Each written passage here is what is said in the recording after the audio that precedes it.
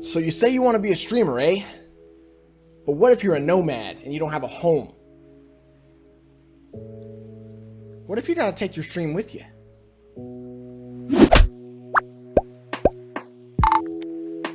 Hey guys, welcome back to the channel. It's IVANTASANDiWICH here to give you all your super awesome tips about streaming and streaming tech. And make sure you go ahead and check us out on Discord, check us out on Twitter, check us out on Twitch, Instagram, YouTube. Hit the follow, like, subscribe, all that stuff. Let's get to why you're here.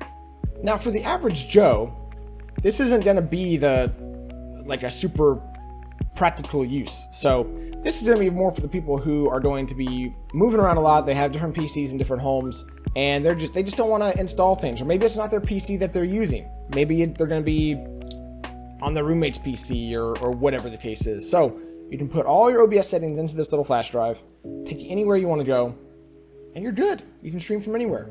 The first thing you need to do is take your flash drive.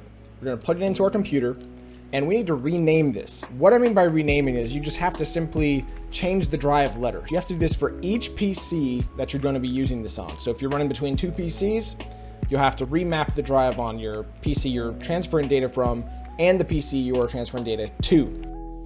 Hit the Windows key and X to bring up this menu, and then you go to Disk Management. You'll pull up all your drives. You want to go to the one that is your flash drive, so the removable drive here. And change drive letter and paths. And then you just simply change it here. Probably Z is going to be good since it's down the alphabet. Hit OK. And you may get some other prompts, but it'll change the drive for you. And now you can go ahead and start installing OBS. I'm assuming you're going to be moving more than just your OBS settings over. You'd want to also move any backgrounds, any videos, any audio sounds with it. So you're going to want to put all of those into a folder on this flash drive. That's why remapping the drive is so important, because when you point to a file in OBS's directory, in like a browser source, for example, or a media source, you want to point to the file, it's going to have a drive letter and then your file after that. Therefore, if your drive is constantly changing from Z to H to W to K to whatever, you're going to need to go and find all those files all over again. And it's just a pain. One thing I suggest you do before you start messing with OBS is make separate folders. So make a folder for all your OBS stuff to go into, and then make another folder for your audio files to go into, and another folder for your video files, another folder for your picture files, image files, etc. With that being said, now we can go ahead and extract OBS onto your flash drive. Now that you have your drive remapped on both of your PCs or all of your PCs that you're going to be using, we got to go ahead and get OBS on this bad boy. So go to obsproject.com, like I've directed you to in almost every one of my videos, obsproject.com, linked in the description. And instead of hitting the download button on the homepage, you want to go to the top right corner, and there is a download option up there. So you'll click on that, it'll bring you to a new page, and you want to download the zip file and save it onto your flash drive. That shouldn't have taken too much time. Now all we got to do is add a shortcut to the desktop, which is pretty simple. We're going to navigate to the OBS folder, go to the bin folder, go to 64-bit, scroll down in that folder, and you're going to find the OBS application. You're going to right-click it, hit Send to Desktop. If you create a shortcut, it'll create a shortcut in that folder. If that happens, just find the shortcut you created, drag it to the desktop. So it's easier to just go Send to, and then select Desktop as an option. Once you've done that, we're going to right-click on that new shortcut. You can rename it how you want. I usually rename mine some sort of OBS portable version or whatever, so I know what it is. And once you get into the properties of the shortcut, you find the target line, and simply at the end of the quotations, outside of the quotation marks, you want to add -- portable. And then hit apply, close out of the settings window, and when you open up OBS, it should prompt you with the auto setup wizard and all that jazz. So it'll look like a fresh blank canvas that you can mold and shape and do with what you need to. Okay, at this point, if you're a newbie and this is your first install of OBS and you just needed it to be portable, you're done.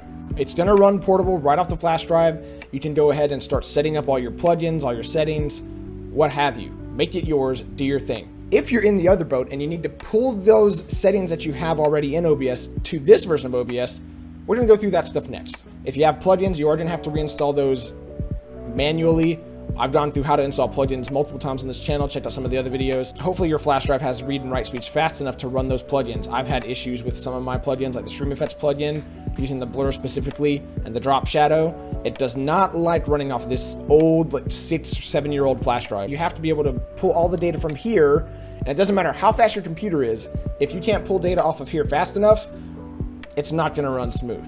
So keep that in mind. Make sure you have a decent flash drive, a decent portable storage solution, okay? All right, I warned you.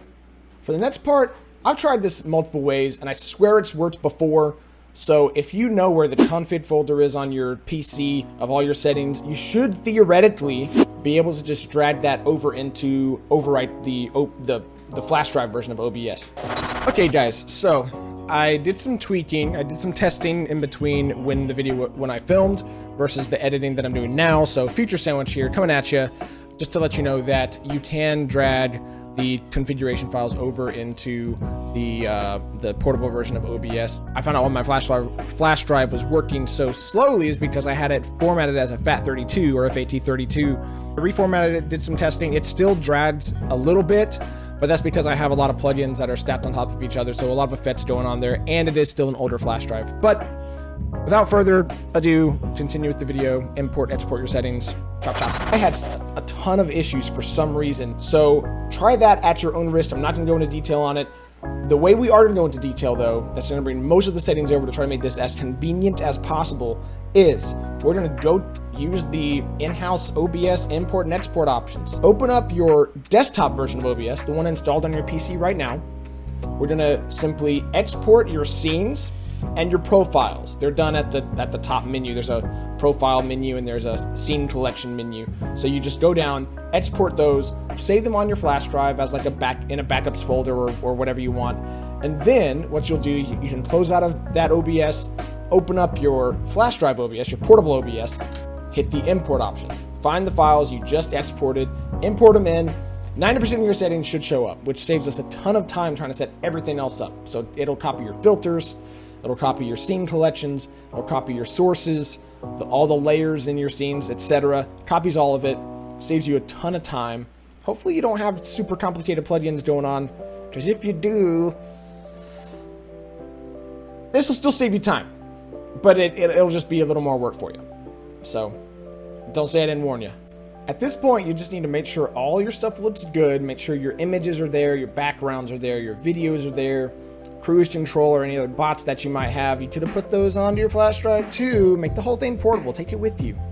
But make sure it's all there, make sure it's all working, and then just find the other stuff that maybe you need to replace. Like every PC is not going to have an internal capture card, for example, so you'll have to plug in your Elgato maybe, or your AverMedia card, or whatever you want to, whatever you're using.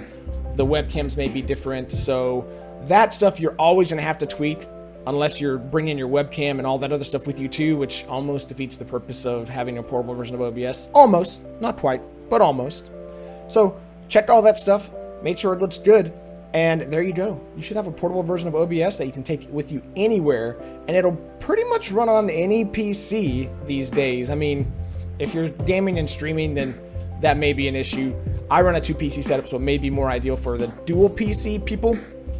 Maybe you can grab a laptop and pop your flash drive into the laptop and use that as your streaming PC while you game on the other one. Maybe. I don't know. Just you'll figure it out. You'll be okay. You'll be okay. You'll be all right. You'll be okay. All right, guys. So thanks for watching the video. That's it for this week. And let me know what you thought about using OBS in portable mode. Like, what are you going to use it for? How's the best way that you've learned to use it? Or is there anything that I missed? Anything that you think I could do better, or that I didn't touch on here? So let me know about all that in the comments below. Don't forget to subscribe, hit the notification bell, and then follow me on Instagram, Twitter, Twitch. The channel is IVANTASANDiWICH over there at twitch.tv. And come hang out. I spend a lot of time in just chatting, but I also play some games. I've been hitting up some Daggerfall, some Elder Scrolls 2 lately, doing that retro stuff. So yeah, we mix it up, but come on by, talk to me about streaming, anything streaming related. I'd love to help you out, or maybe you can help me out, who knows. But I'll see you guys in the next video.